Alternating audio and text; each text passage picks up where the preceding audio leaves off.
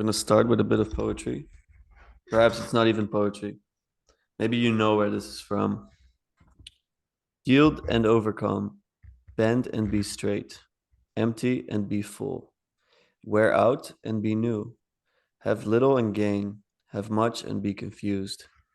Therefore, wise men embrace the one and set an example to all. Not putting on a display, they shine forth.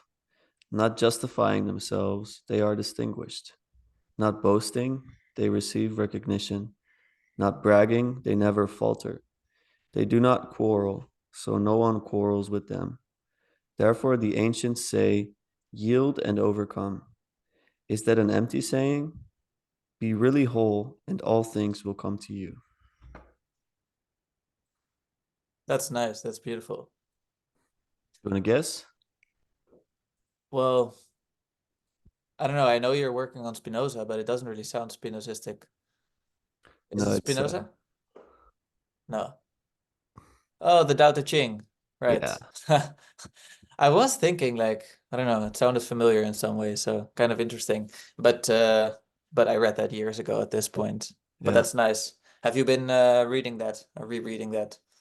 yeah. I read it all the time. It's at my living room. So, and there's nice illustrations in this edition. Hmm. I have an ancient bookshop close by. At least there's an ancient section. It's pretty epic. Hmm. So sometimes I pick up books like Upanishads, Tao Te Ching, or like ancient Greek stuff or Egyptian. It's cool. Nice, nice. Yeah. Yeah, I did take a course on Buddhism recently, but we mostly talked about actually Confucianism. But it's and so we discussed the Analects by Confucius. I'm What not is sure that? if you're, yeah, that's the main book of Confucian teachings, and Confucianism is also uh centered around virtue ethics, but it's a more like, let's say, a role-based virtue ethics compared to, let's say, a character-based virtue ethics in Aristotle, the Greek tradition. But that was basically just to point out that um, it's been a while since I've actually gotten into other Eastern ways of thinking, and I'd actually like to get back into it. Do you So do you yeah, like Eastern ways of thinking? I do. Yeah, I mean, it is. I've always I started realizing that I think it's tricky that to get into it.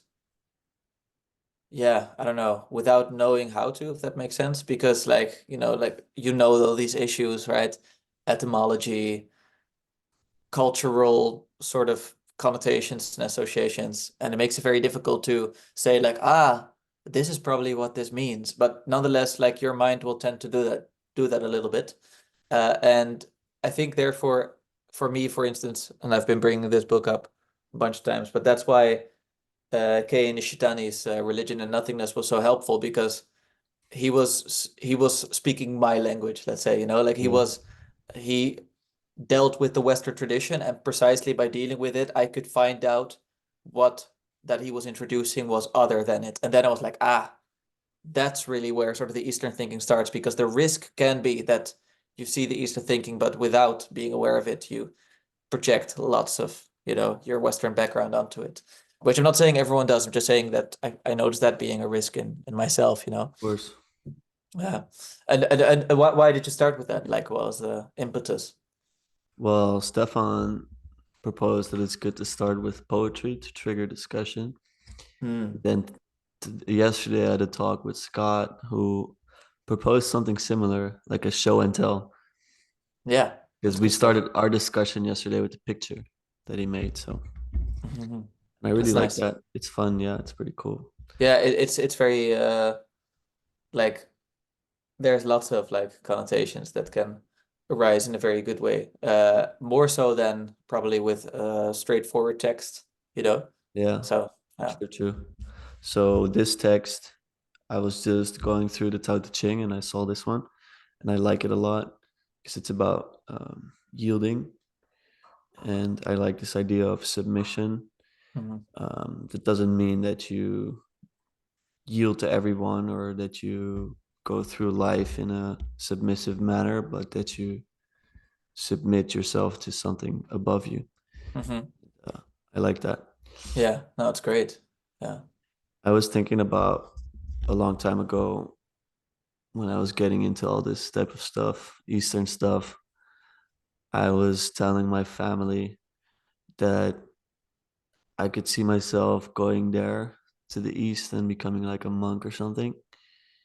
And then I remember you quite passionately telling me, like, well, you don't want to go to a monastery in Europe, but you do want to go to a monastery in an Eastern country. That's probably just because you think it's more exotic or something, and Yeah. Yeah. that doesn't mean there's no rich culture here. And I think that's something we do a lot of.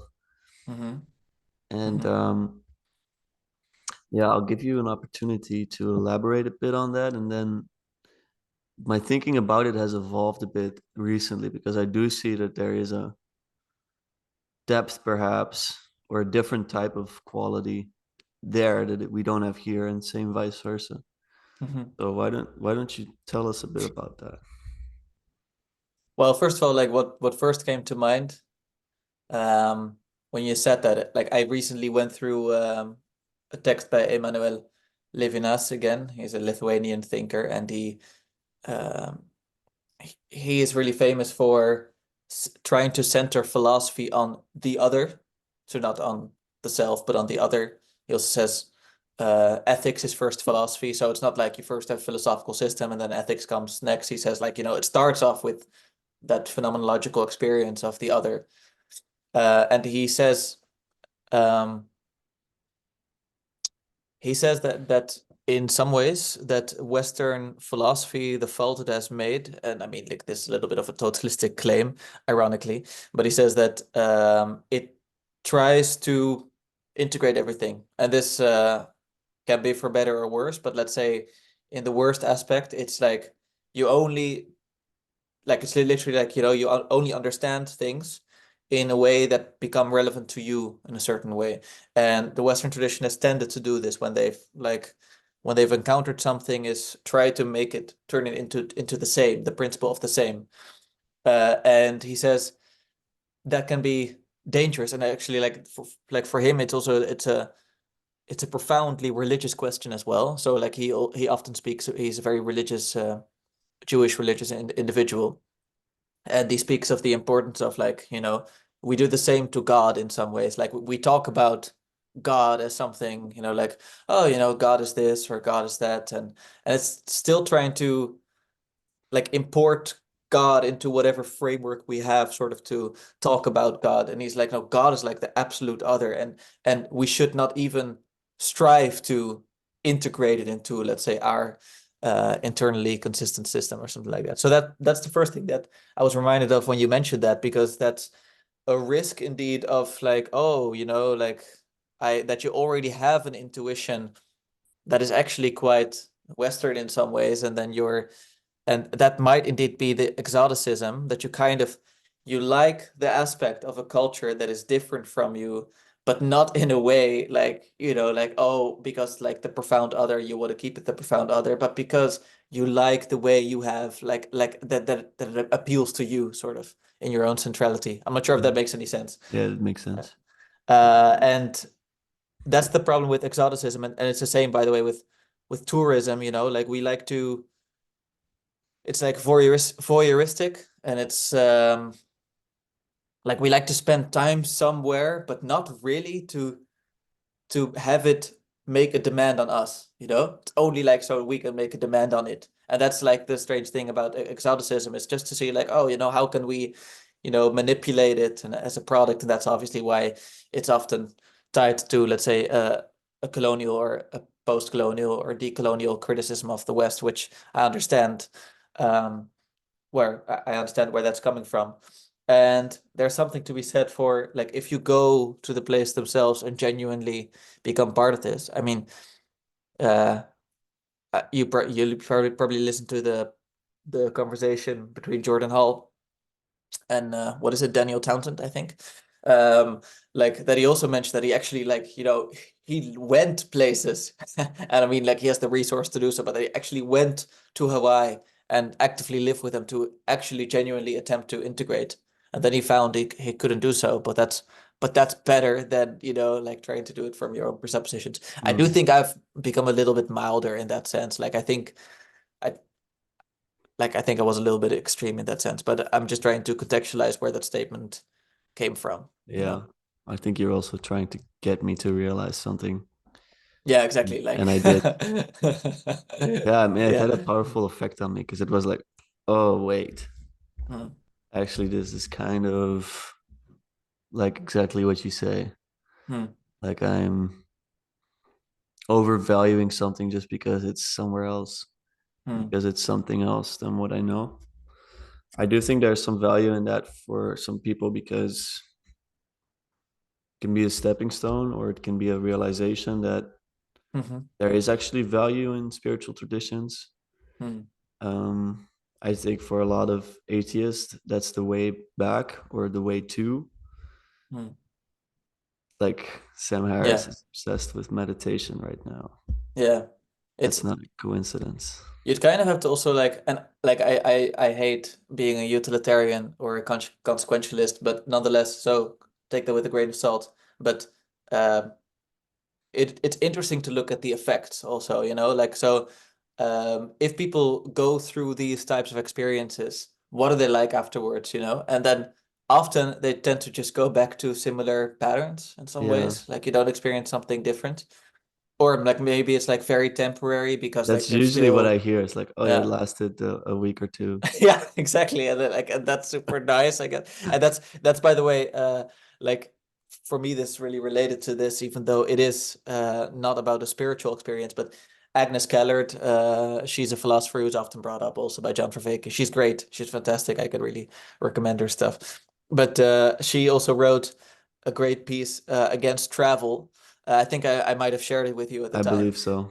Yeah, I mean, like obviously, like that's a similar thing, whereas like she's challenging, but obviously, It's a like hot it's take. yeah, exactly. It's a hot take, like in the same way that you mentioned that what I said might have been a hot take, but like her point more or less is like it doesn't actually like especially like she's in an American context, it can be like the travel is like this cool thing, it's like, oh, you go somewhere, you take pictures, and it's like, wow, that's so cool. And it's almost like we admire people for it, like, whoa, you went to like, I don't know, to what is it, like Brazil or Vietnam or Indonesia. Wow, that's so cool. Like as if we're admiring them. And she's kind of pointing out like, should we really? Like, it's just an open question because they don't really seem to change. Like they go there and then they come back and then they're still the same people. Like it's not clear that it's actually something, where it has a, yeah, I don't know, a transforming experience for them. Not really. Like they might experience it as transforming, but when they come back, if you'd ask other people, it's not clear Usually they that's the have a case. necklace or something. Yeah, well, exactly. Yeah, it's like I remember like um there used to be this meme of like, this starter pack, like that there was like the yoga pants, and then there was like it was like kind of these hipster colors, and then it's like the starter pack for someone who went to India, touched a drugged a drugged out tiger and said it was a transforming experience, kind of like to show like there is like a stereotype of like, okay, it's it sounds very meaningful maybe to you, but actually if you look at it, like there's first of all there's so much manipulation going on because the tiger was drugged out, like it's just a it's just a joke in that sense. But also, yeah, I don't know, like I think I think it kind of shows that we just like to like traveling also. And again, I also travel, so I'm not principally against it, but it is kind of like, it's fun. And I think it's also a way of blowing off steam. And just as you mentioned, I think it can be very useful, like, some people take a gap here in which they do transform in some ways, and that can, or not just transform, it can also be part of their development, or they learn a new language, like, and that's a different story. But if you just go somewhere, is it really something that you should be like, wow, that's so cool, that's great of you to do that? But it depends again on the circumstances. Yeah. Um, Where do you think this idea comes from that experience is something to be admired? We see it, of course, a lot with psychedelic experiences and travel experiences, Hmm. where it's almost that it's all about that. Yeah. Most important thing. Where does that come from? I don't know. But I would say like the best take that I have on that would be something that experience is and our culture like is really demonstrating this. Experience is the last thing that cannot be denied. You know, it's kind of like, you know, we all have objective truth, so we can all agree on some objective stuff, but even that is obviously called into question. But you know, like we all agree that it's like the weather was this today, and you know there's so many people living in the Netherlands at the moment, but that's all kind of boring and it doesn't really matter for sort of, you know, how you experience your life again. And then like the opposite is like, you know, okay, but how does it feel just for you? Like, and what is just going on for you? And that I'm not saying that's not important. I'm just saying there seems to be this extreme juxtaposition where it's like your truth and objective truth, but there's not really something in between. It's very difficult to find, for instance, a shared truth among people that doesn't really fit into, let's say, objective measurable criteria, but also isn't just a subjective truth. It's kind of like this shared thing. Like we find that very difficult to deal with nowadays, like as a culture, you know, like it's either this or that. And the nice thing about experience is that people can just say like, well, okay, but that's, you know, that's my opinion, or that's my experience. And that's like, you know, you can't deny that because it's not saying like, hey, this is fact for you too. No, it's just saying like I had this great experience, and that's sort of all that matters. And yeah, part of that is related definitely to sort of like the whole history of philosophy, where and like I think like Vervaeke also makes a big deal out of this, right? Like that at some point at the start of modern philosophy, we have with Descartes, he really gets it, like he gets the starting point of modern philosophy in personal experience, right? Like he does his personal meditations from which he concludes, you know, like I think therefore I am, which is the Archimedean point of certainty on which he can base all other knowledge. And then we have the same more or less in Luther, right? It's not about something mediated through institutions. It's about your personal encounter with God. And again, like there's wonderful things to be said for both of these takes. It's just that they've gotten on steroids at some point, you know, like it's Mhm. like because that's such a fundamental thing now. And then you also get this idea, like, oh, I think something we mentioned before, you know, like in Descartes, that he looks at the objective world. That's kind of what Wolfgang Smith talks about as the Cartesian bifurcation, as like, okay, well, we have the physicist's world, you know, that's measurable. That's the objective world. And then we have, let's say, you know, I think he calls the corporeal world, I think. But it's more or less the world Yeah, of qualia, right? Like of yeah. colors and sound, and like they are your subjective experience. And that's kind of, so you already see this change. It's like, well, that's subjective, but this is my subjective experience, and that's just how I experience it. And you can't change that I experience it that way, you know? But I'm not sure if that rings true. It Um, rings true. It makes a lot of sense to me. I'm wondering about destiny and this idea of, well, I'm watching Narnia right now. mm, I don't know. watching. Yeah, I'm watching it Mm. because I recently got the Disney subscription, which is pretty Oh, cool. yes. Did you start watching The Bear? Ah, that's what it's called. I was in my search thing and I looked up the chef and I was like, I'm sure it's called the chef. Well, he is a chef, so I understand, but you have to watch The Bear. Also, for Okay, everyone listening to this, watch The Bear. It's watch the great. bear. Fine, I'll Yeah. watch the bear. Yeah. No, we've been binging Disney stuff. It's the best. People on Yeah. this channel know. And yeah, I've been watching Narnia. I watched Hmm. it today, and basically in the world of Narnia, everything is like destined. So you have the prophecy of those four kids, and they go into the wardrobe, and then everyone basically knows that they're destined to be like kings and queens. Hmm. But even when they're told that it's destiny, still, of course, they have fear and they have like all these things. Well, I don't know exactly what to ask because I think it's kind of a maybe a stupid question to ask if you believe in destiny, but Mm. does it make sense if you do to still care?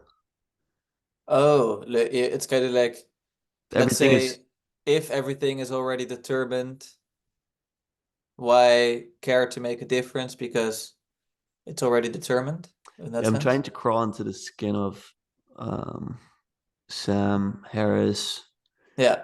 because I know he doesn't live a nihilistic life. No, I know. Yeah. Well, so like I do have let's say um I think what do you call it? A steelman defense of this take, because I actually heard it being articulated recently by Bernardo Kastrup, who Let's hear it. fundamentally deep down is also a determinist. So it's like it's on his video. People can go check it out. I'll But link it's it below. also it's embedded in his works, especially on Schopenhauer, because Schopenhauer, he has the famous dictum at some point. Uh, you are what is it like? You're free to Free to do as choose you. what determines you.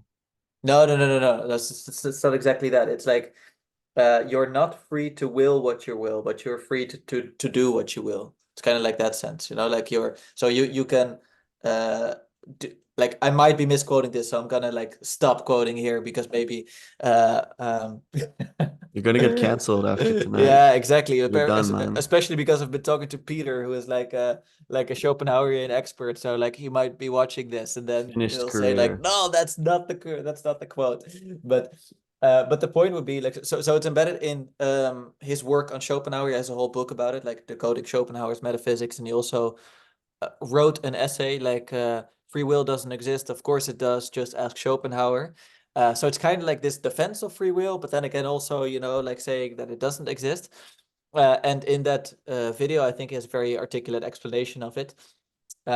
He more or less says that okay, like obviously like that stuff with brain scans, like what the stuff that the Sam Harrises of the world are interested in, that's bullshit. That's not how you can know there is or isn't free will. We can go into that. I actually recently, like I think after we talked, because one of our first conversations was about free will, but after we talked, I had another opportunity to go see a lecture of that individual at my or like one of my colleagues who is very Yeah. passionate about this topic, and he really dissected why like those are definitely not sufficient to conclude there isn't free will, and actually he strongly believes that there is free will, and also very strongly in the way in which we believe there to be free will. So it basically more or less the same as our intuitions. So that's his position. But Bernardo Castrov's position is kind of like to say, like, okay, it's Schopenhauerian.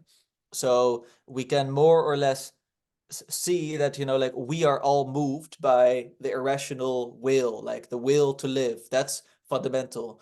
And then above that, like we have our ego dissociation, and we think we are in control, but really we're supposed to submit and then listen to our nature, because then we realize, like, oh, actually, none of this was ever like we're either we could just go along with it or we can rebel against it, but we find it anyways, like that's all determined. And his point is like, okay, that some people get pessimistic about that. So like, oh, so now, like I can't do anything. But he's like, but that's wrong, because everything is determined, including the fact that I'm saying this. So including you being influenced by this, and also including the fact that I'm then going to influence you and motivate you to nonetheless act ethically. Like that's also one way in which you're influenced. And then, like the way in which you respond to this, it might be determined, but it's not determined in the sense like, okay, so then nothing I do anymore matters, because then that would also be determined. Like you still need to critically examine that, and you feeling the call to critically examine that is part of your determination. And in that sense, I do think there's something to be said for maybe like being a combined truth between like the libertarian, and I don't mean economic libertarian, I mean free will libertarianism, conceptions of free will, and let's say these more sort of metaphysical determinist visions, which you can also find in Spinoza, and what Vervaeke is, I think, also an advocate of, is that at some point, yes, you want to be determined, you want to be influenced and determined by the true, the good, and the beautiful. And in that sense, like there can still be a reconciliation, but like Can obviously you these can uh, you choose to be influenced by the true and the good and the beautiful? and that's where it gets really difficult, and that's where I honestly don't know anymore. I have a strong intuition that in some point, in some ways you can, and I think more or less that colleague does as well. And I also do think that like one interesting, how should I say it, and this is also, by the way, something that Bernardo Kastrup admits to, is like one thing we definitely know is that the universe doesn't work in a clockwork kind of way, like, so we thought that for a while. That's why you're like, oh, so like everything is just Newtonian laws, so therefore human beings must also just be cause and effect. And then it was like, oh no, actually it doesn't work that way. But then, you still have the stress of say like, well, but if it's just quantum stuff, like that seems all probability and random, so that also doesn't really sound like I'm in control, so maybe that's not that good either. But the point would at least be, like, okay, whatever is possible, like whatever it would be, it wouldn't be simple like cause and effect. So I Mm. don't know precisely, but I do think you can. So it's something you have to act on, and I do think nonetheless that's the way we will act in some ways. So why would we not just believe that it does? Because it's kind of like, and this is really the Kantian position. Kant really argues in a very influential way is you can never, uh, no one can ever prove to you that you don't have free will. No, neither can they prove to you that you do. But we all can believe we do, and on the basis of that, it's rational to act according to it because no one can lay any proof against it. So why would you not believe in it? It's kind of like, all the proof of like the Sam Harrison, like brain scans, like that's, Yeah. I don't know, it's not so interesting. I think if it's a 50-50, I'll just believe in it. Feels better. Exactly. And that's how many people also treat, like, let's say, that's what Kant does, by the way, as well. He says like, we can't prove that God exists, but, you know, he gives a moral argument for God and says like, that's why you need to believe in God. And again, that's a really watered down uh understanding of God. Like he's still more or less a deist, and Kant was probably one of the big reasons why people ended up secularizing. So I love how your mind works. yeah. It's really fun. What do you mean? What do you mean? You say something and then you realize like, oh, wait, there's Yeah, like four, exactly. four things that I could say against this. It's really Yeah, exactly. And productive. yeah, and that's also like that's also how my teaching works. Like I'll say something and I'm like, wait, I should nuance this a little bit. The philosopher's Um, curse and blessing. yeah, yeah, It's your maybe, gift as well. It makes you maybe. thorough. But go watch the Bernardo Custer video, and there you see a really eloquent defense of this. Even though when he explains it that way, I'm like, okay, but no one is gonna understand this. Like, so even though you can kind of follow what he's saying, or at least I can, I'm like, no one can really get this, so therefore I don't think this is a tenable position that could ever be popularized. So I'm not interested in it. It's kind of like that I way. love Bernardo. Such an No, he's great. He's fantastic. Yeah, yeah, yeah, I of can never course. get enough of that guy. But That's good. but I'm not sure if that rings true like to the destiny part. And I also think there's like an interesting interplay there where sometimes and this is like also speaks to the symbolic world kind of view of the world. Sometimes you both know that the pattern needs to play itself out, and you at the same time know, yes, but how do you, like conduct yourself with regards to that? And Yeah. those are like two. So you both you're both like a little bit, for instance, either pessimistic because the pattern will go downhill, or optimistic because you know that the pattern will eventually do that. But so in that sense, you're like a little bit deterministic. You're like, I know, like this is just what do you call it, like a perennial pattern in stories, right? That it always happens this way. So it would be bizarre if this would be the exception. So in that sense, you're like, you believe in this, in destiny, but at the same time, you also have to think, so how am I going to conduct myself towards that? You know? So it's Yeah. both. Yeah, I understand. I think I'm a bit of both as well. I can see patterns unfolding, but I can also see the major impact of small scale Mm. choice. Yeah. And Yeah. so I'll take that. And I think it's also much more beautiful to believe in um, free will and in some sort of destiny. Yeah. Yeah. Yeah, you Exactly. watched the Kanye West documentary. Yeah. On Netflix. He was destined to become Kanye West. Yeah. Exactly. Yeah. It I seems just like that. I sometimes think about this because I have a delusion that I could still become a professional football player sometimes when it's late at night. And then I, Still. yeah, I actually think I could. And I know it's Oh. delusional, but I actually think I could. And I was thinking about it today, and like the belief that I have, I think if you have that, it can propel you so much further. Like there's this Hmm. kid that's coming up. I think he's going to be the best defender in the world. He's in England right now. He's Dutch, and his teachers would always tell him like, "Do you know the statistics on Mm. becoming a professional football player?"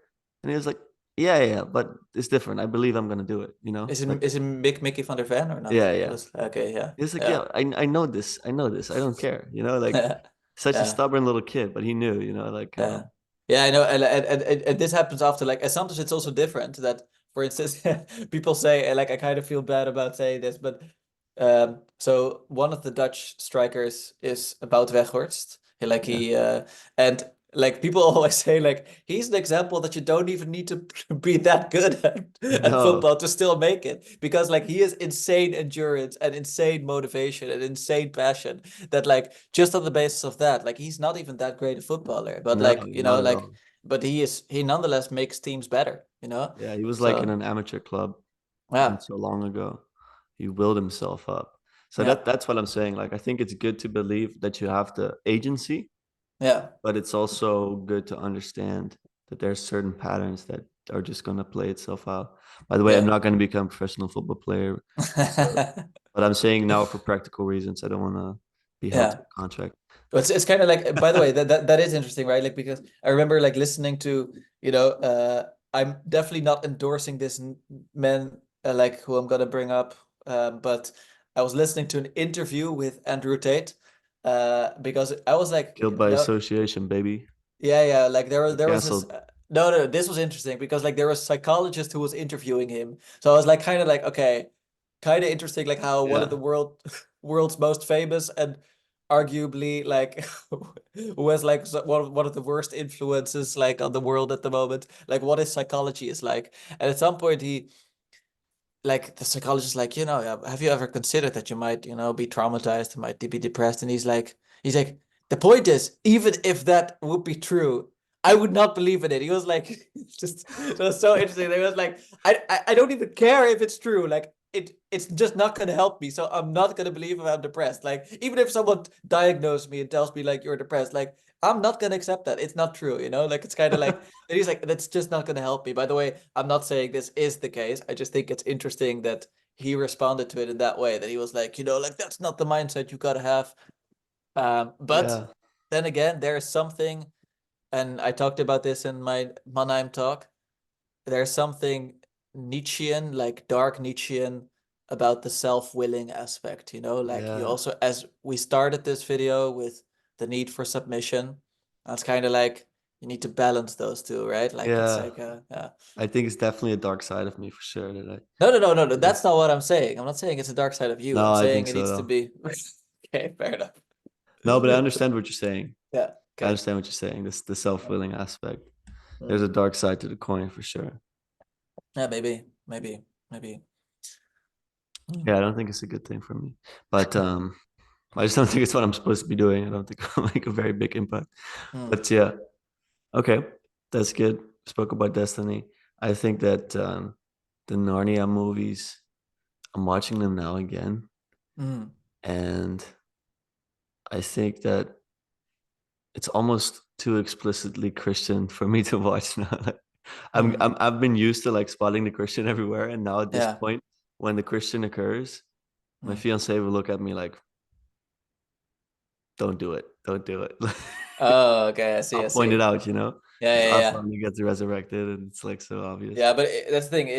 Yeah, exactly. It's so obvious. Especially like, so C.S. Lewis is obviously fantastic. But like in those stories, it is very obvious. It's, by the way, like I once heard this anecdote on Paul van der Klee's channel that he said that there was at some point a little girl who came up to C.S. Lewis and was like, "Oh, Mr. Lewis, I'm I'm I'm a little bit insecure because I actually noticed that I love Aslan more than Jesus, you know? And then C.S. Lewis said, just keep going. That's fine. That's all right. And that, like, obviously for some people that will sound strange. Like, no, you have to love Jesus more than Aslan. But like obviously he felt that what that girl was expressing is that actually she was seeing the spirit of Jesus in Aslan as opposed to the image of Jesus she had received from her environment, Yeah, of course. And maybe, so that's okay. Like that will probably bring you close to Jesus in some way. So that I thought that was an interesting Now that anecdote. makes sense. It reminds me of this idea that, well, the Bible is very ancient for us. Mm, Those stories, in many ways, take place in contexts that are foreign to us. mm. When I would have read the New Testament or would have heard about the New Testament as a second century person, I would have been much more inclined to believe that story. And that story would have a much more potent effect on me then. Whereas now it's taking me like 19 years to get over mental hurdles to kind of Yeah, like I know. accept parts of the story. And so Hmm. Narnia makes that more accessible for children, especially.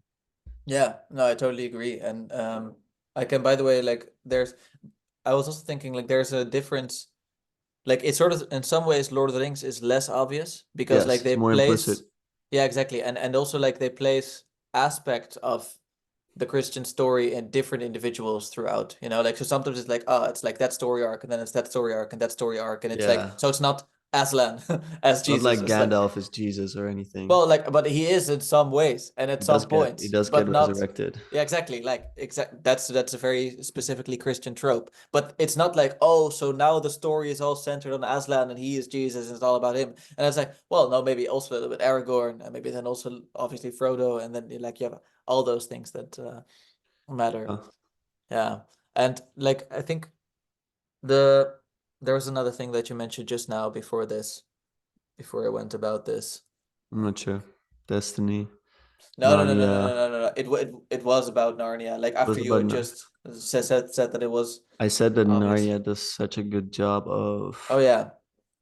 exactly.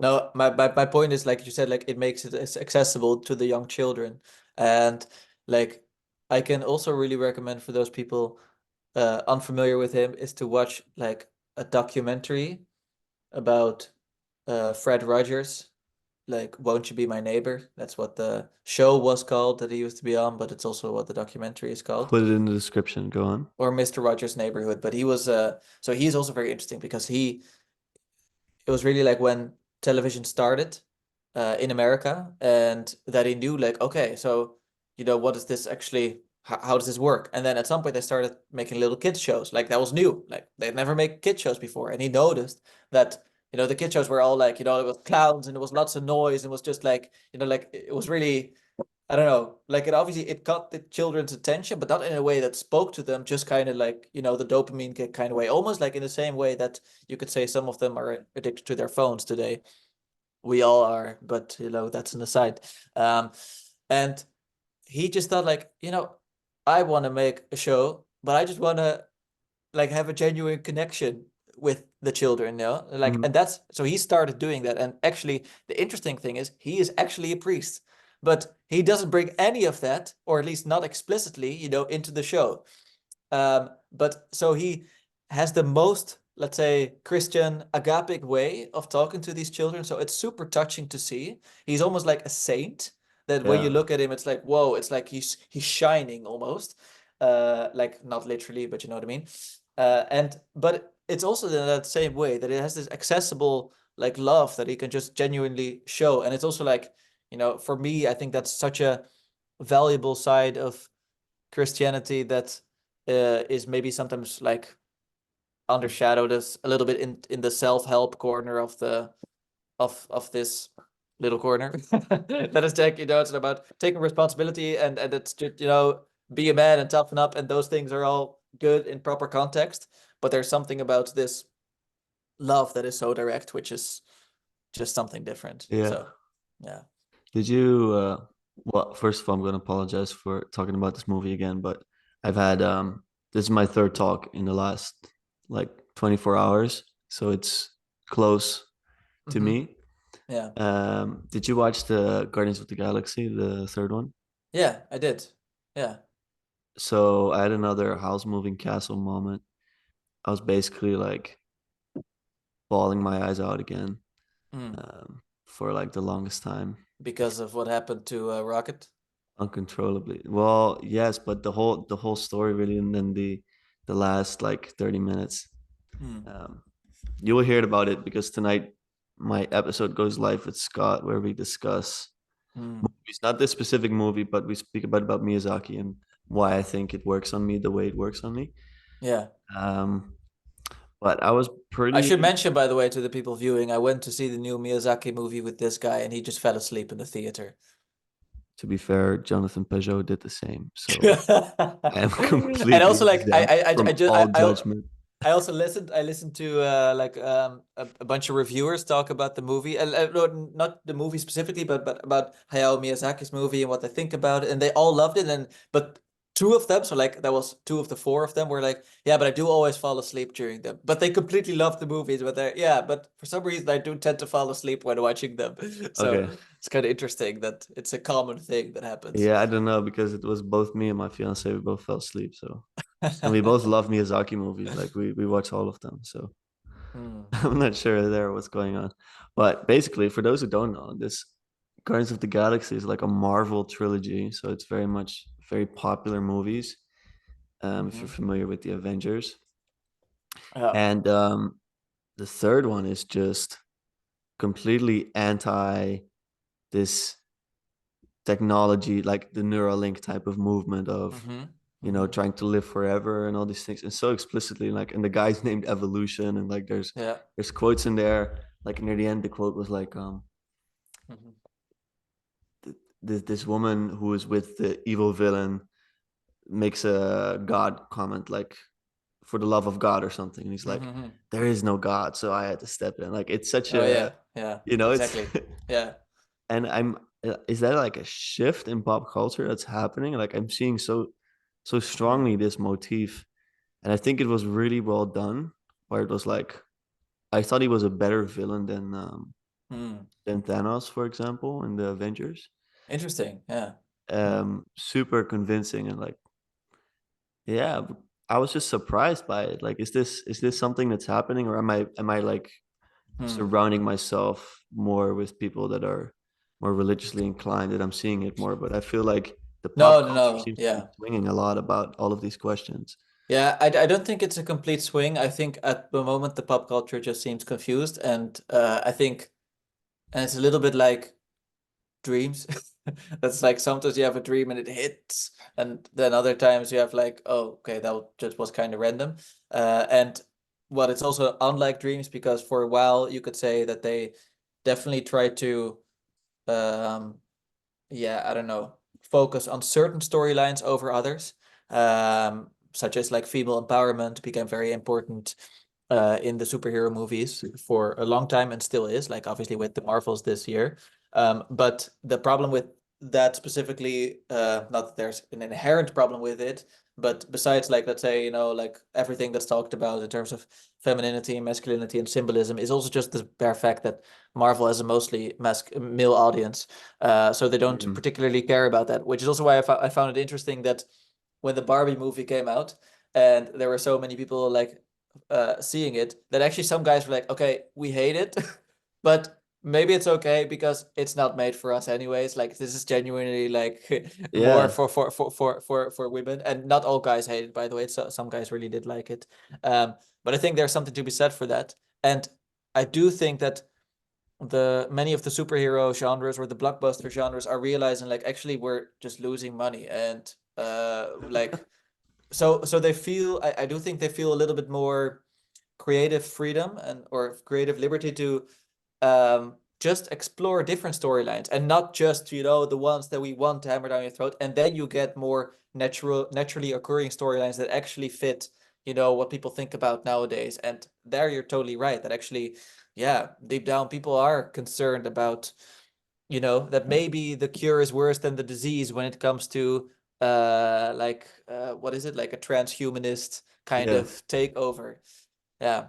yeah. But wow, what a beautiful story. I think that Mm, I was saying I thought all the characters had like a transformational process. Like it hit me so hard because near the end you see that for all of the characters, even if you haven't watched the movie at um, all of the characters they get to realize what they're supposed to be doing now. Like mm, they're listening to mm. their moral compass, and it just comes together so beautifully. I Yeah.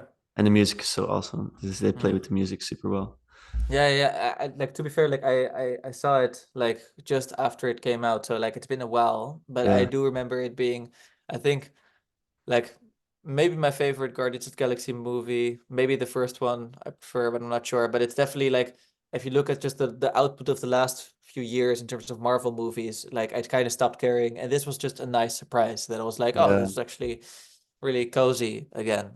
So yeah, we definitely enjoyed that. It was really, really yeah, and it nice. wasn't milked out or anything. Like No. they could have gone the easy route of like getting the main guy together with Mm-hmm. the girl again. Anyway, I don't want to go too specific because people won't know. Yeah.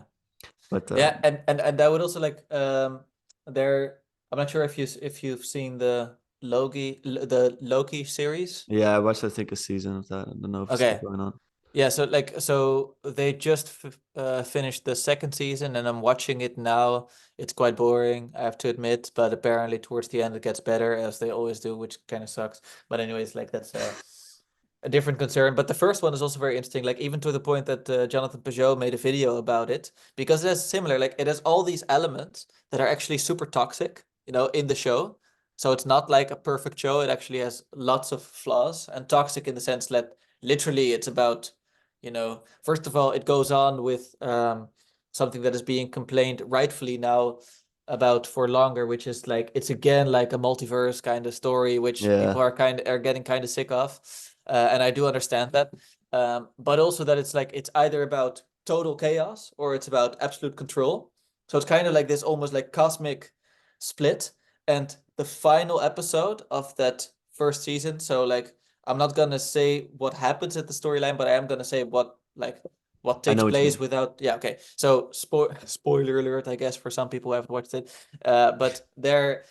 But you see that they go up to the realm of He Who Remains, the individual, and he's holding an apple. And it's kind of like, it's like Adam and Eve in the garden, and they see the snake holding an apple, and he's seducing them. And then, the like what then happens is very interesting. So like so there's that's super interesting. Like that Marvel like explicitly chose to give him the apple. Kind of, and that's like that they Yeah, like, okay, this is just a biblical motif, but it wasn't so explicit that it was obvious. It was kind of like, okay, why would he be holding an apple? yeah. Like it's so that also goes to show that, yeah, deep down these Christian storylines still matter for these shows. Yeah, for sure. So I don't have that long left, but I wanted to quickly discuss the Jordan Hall thing. Oh So yeah. I'm for not sure if we those, can quickly discuss that. Maybe we should also discuss it with Stefan. But yeah, let's yeah, start. I'll just give a quick recap of it. So Jordan Hall has long been on the side of the religion that's not a religion, if I'm not mistaken. He's had a lot of conversations with John Vervaeke, Hmm. and they always have like super high level discussions with so much um what you call it, lingo, like Yeah, vocabulary yeah, that's yeah, yeah, beyond yeah. beyond Exactly. most people. Like you have to listen to those conversations multiple times if you don't Yeah, really the get the gist. jargon. Yeah. The jargon, yeah, that's exactly what it is. And out of the blue he like converted to Christianity, and like Hmm. he said in a talk that if you would have asked him a year ago what was the chance of this happening, it's like 0%. Hmm. um That's how he always talks. Like he always talks about, he's gonna predict like, what happens next. It says like collapse of the dollar, I think at this point, 70%. Like so and yeah, then it was yeah, like, the this business was guy, no. 0%.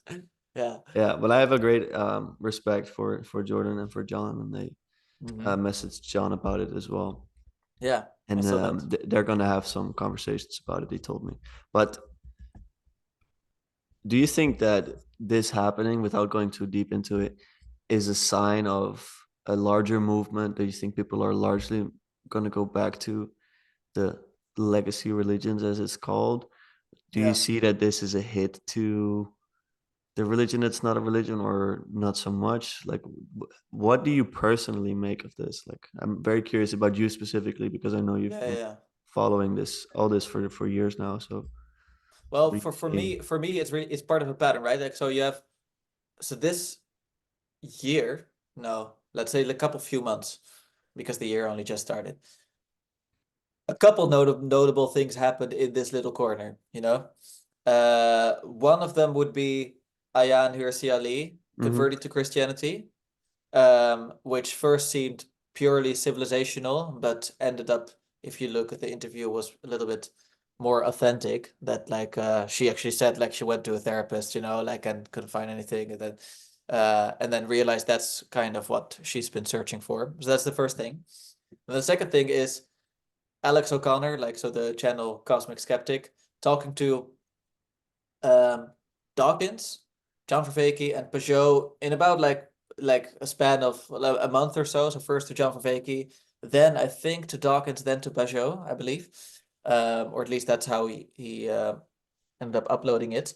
And in John Vervaeke, you could already see that like he had this openness to just talk about okay, maybe we should be open to more ways of knowing than just indeed like all these stupid arguments that we're having back and forth.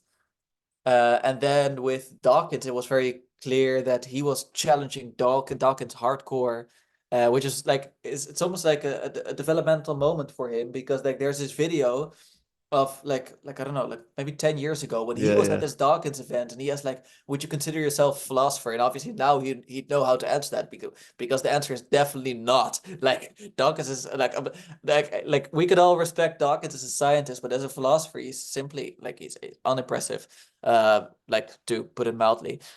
So that's interesting that he really knew how to challenge Dawkins in a way that many Christians would, for instance, find admirable. So you can see, okay, in the new atheist camp, there's this weird development already. So both on the Ayanir Shelley and Alex O'Connor. And then you have Jordan Hall, who admitted in the start of the conversation, like already at the age of 8 or 9, he realized that he would definitely not become an atheist. Like it was like that's not a cognitive possibility for me. Like he says, like no, that's so incoherent. I could not yeah, I don't know, live in a way in which I would believe in that stance. yeah, So he is not the new atheist kind of conversion to that, or I'm not saying Alex O'Connor converted, I'm just saying he's shifting. Um, and nonetheless, there seems to be something that is perhaps far more important about it because he is a no affiliation type of person, yeah, like none, one of the nuns, and he's looking like what is the proper affiliation. So, and that is interesting because it suggests that people who are genuinely seeking and genuinely open to like several options, almost like if I dare call it that, um, at least in the Western case, because he is a Westerner and he also said that, like, I'm a Westerner, so this rings true to me probably a little bit more than things from other cultures. So we always have to keep that in mind. But that he also ended up, yeah, I don't know, transforming himself in a way that is full on Christian. And you can definitely hear that in the second half of the conversation, that it's not just like, civilizational Christianity, like this is important for civilization, but actually like, no, this rings true. Like he full on believes in it, which is very interesting.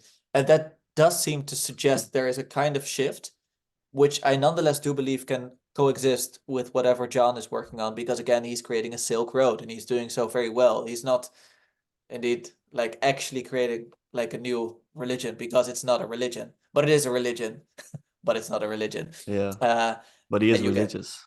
yeah, exactly. He is religious. He's religious. That's a good point. So I don't know, like I'm curious to hear your stance on it, but I do think it seems to be a very important moment to this little court. Not to say like, oh, so now everyone is gonna follow, because I could definitely like he also mentioned that, right? Like that the circumstance could have been slightly different and it maybe wouldn't have ended up happening this way, but it did. Yeah. Yeah. I think that the situation remains similar, that the current state of Christianity is pretty poor um, in many ways. And to build that back up takes a long time. Like it's one thing of having some people that are more intellectually inclined coming to these realizations, civilizational Christianity, like you say, and others who are more like into the Yeah. intuitive side of it to come back. But building that back up in the West, I think is going to Mhm. be a big challenge. So I think it will definitely take a lot of time. But I Yeah, do yeah. see it going toward that again, Yeah. uh, more so. So I Mm. do think that like Peugeot and Van der Klei are on the right track in thinking that this is going to be for the center, and I think for the margins is more like the religion that's not a religion. Exactly, yeah. And I think that's also because the practices that John is trying to popularize are extremely effective, but also difficult, I think, Hmm. because they're not integrated into communities and into society. Yeah, he's trying to do that to his credit, but yeah, I don't know. I don't know how you do that. Like, Yeah, but realistically, like for an average Joe person, like I really yeah. see how effective they are, and I really admire it. And I think I John's really main see, problem is he doesn't have story or songs. You know, like yeah, those and two. it's not a trivial problem, that Yeah, because I've been discussing story and song on some podcasts recently, and we're just seeing how, by thinking about it, realizing that it's essential, like it's primal. It's how yeah. we it's how we basically translate, or Mm, yeah, how we transport knowledge and wisdom to the next generations, for example. Like, mm-hmm, it was one of the questions that I regretted at not asking John. It's that I was thinking about these practices and comparing them to religious practices, and I mm, don't see them developing as organically as the religious practices have done. In mm. the sense that these practices that have survived after all these years, they've survived for a reason. Just like why we have a Christmas tree as a symbol, like other Yeah. things. Like, you don't know until you know, and that takes so long. Yeah, but I mean, you're totally right. But to his credit, like he is introducing practices that have gone back centuries. You know, like so he's not saying I just came up with this. I mean, maybe the dialectic into dialogos kind of one is closest to that. But for Yeah, instance, like he has just Lectio Divina. You know, it goes back to Middle Ages. yeah, So yeah. True, true, true. yeah. It's true, but I'm afraid maybe what I fear is that I don't know if there's a lot of expectations around that, Mm, because I'm afraid that that might become a disappointment. Whereas I think the proper expectation should be that it will be for the people that for whom the legacy religions are absolutely untenable. mm. Let's say. Yeah, And I do yeah. think there are quite some people like that, but I think they're less than we might think. Yeah, and it's also like so. For instance, uh, I as you know, like I'm not an active churchgoer, and right now I can kind of see the appeal of both really strongly, right? Like that I can also I because I mostly speak to secular students, I have mostly secular friends, so I also see the value of like, whoa, I get to use John's language, you know, and John's Mm. psychotechnologies with those people, and otherwise I couldn't because it would just be scaring them off, you know. Like so, I'm also happy to do that and to invest my time in that. But I definitely see like, okay, yes, but who are my friends?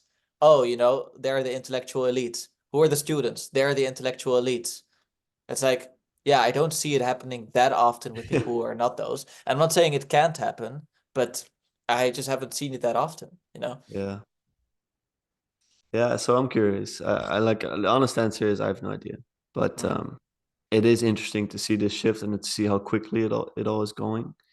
I remember just yesterday, like Alex O'Connor. Funny, he's in conversation with Jonathan Peugeot, because I've heard him like this video did deconstructing Jordan Peterson's belief on God or something. And I Yeah. remember you liked the video because you thought that he's like Mm. quite well argued and everything. And I remember being super frustrated about it because I thought he Yeah. was missing the point so, Yeah, he was, obviously. and Yes. like the comments were so supportive of him. And he spoke about Yeah, but Jonathan that's Peugeot because it's like, his channel. yeah, Yeah. I know, but it was just like Yeah. I was just Yeah. cringing so hard. And then he was like, "Yeah, and there's this Jonathan Peugeot who seems to be like Jordan's oracle or whatever. Like Yeah. it's just Yeah, I I don't know. know." And But now the they're thing is, like, talking. he is also a Brit, you know, like he is a witty Brit. Like it's kind of in the same way that you know, Douglas um, Murray, yeah. Well, for instance, like he's I think he's a good example, or Stephen Fry. Like it's yeah, just the witty British humor that is also like so. I'm okay with that, and I do think that if you look, the reason also I think why I shared that at the time was also to say like, you know, you could see kind of a development in Alex's thoughts where at some point he also started criticizing his old videos because it was like, I was actually so full of shit. Like, I actually didn't know what I was talking about. I thought I Yeah, was successfully, rejecting this argument, but I now see the argument is like way more complex. So I've kind of seen that development, and I thought this was part of that development. And now you definitely see that, because now you see, like, literally, as you just said, like, he's talking to the person who he was criticizing in that video. yeah, And I even get like a vague sense that, him talking to Michaela Peterson, I do think Alex wants to talk to Jordan Peterson, like I do get that sense, but he doesn't want to, like, I don't know, do it too quickly. Like, he wants to get there organically. So he's yeah, talking to, yeah. but anyways, that's, I'm excited to see it happen. I yeah. think it's a perfect next step because I mean Jordan with Sam, it seems more like it's not really a conversation they're having anymore. At least Hmm. that's like, of course there's No, some yeah. developments, like it's going better a bit, but I just feel like I don't think Sam is able to listen anymore very well. Hmm. Um, because he's very stuck in his own ideas, whereas I think Alex is showing the willingness to shift, Oh, and I like him actually. I think exactly. he's a good guy. I would also say, like, that what Sam Harris shared was that he is, um he quit Twitter, which is a good thing. So I'm not saying that's a bad thing, but what happened then was that he says, like, okay, so now I only get positive feedback. It's just like that. I was like, There's no I risk in that I at thought that all. was so funny. Like, he was like, yeah, now I just have the app and it's just overwhelmingly positive. And to be fair, like, Peterson's also been doing this. Like, it says, like, well, the tour is just very positive and all these people are very positive. And just like you said, Alex O'Connor's audience, like, they're very positive. It's like, yes, that's what audience capture is. That's literally like Yeah, why it's such a danger and why you always need to check yourself and keep before you talking wreck to yourself. people yeah, exactly. Keep talking to people of other traditions. And yes, I mean, I think Sam can, like, hold his own on a rhetorical level, but not so much on a substantial level, if you ask me. Yeah. I do love him. Anyway, I'm coming toward the end of my time, Yeah, me too. but it's been a pleasure to talk again. I'm excited to get Stefan in there. I Yeah, message let's do him, that. so we'll try to get him in. I'm sure Sounds he'll good. listen, but this is only airing like 2 or 3 weeks from now. So That's fine. That's fine. um, okay. Anyway, I'll see you in like 2 weeks, hopefully. Sounds And good. Sounds good. Thank you for the invite. I appreciate it. I don't take it for granted. So thank you for yeah. the time, sir. You're gonna be okay these weeks, starting back up your semester Yes. or what? Yeah, Yes. Yeah. they're gonna It's be gonna be busy. the third block now of the year, so, or the second semester, in Yeah, whatever way you want to look at it. So it's gonna be fun. Continental philosophy, so and also political and social philosophy. So we're gonna discuss everything from libertarians to Marxists to post-colonial thinkers to feminists to existentialism to phenomenology. So it's gonna be fun. awesome, man. Enjoy. I'll Yeah. see you soon. Yes. All Good right. Bye night. bye. Bye bye.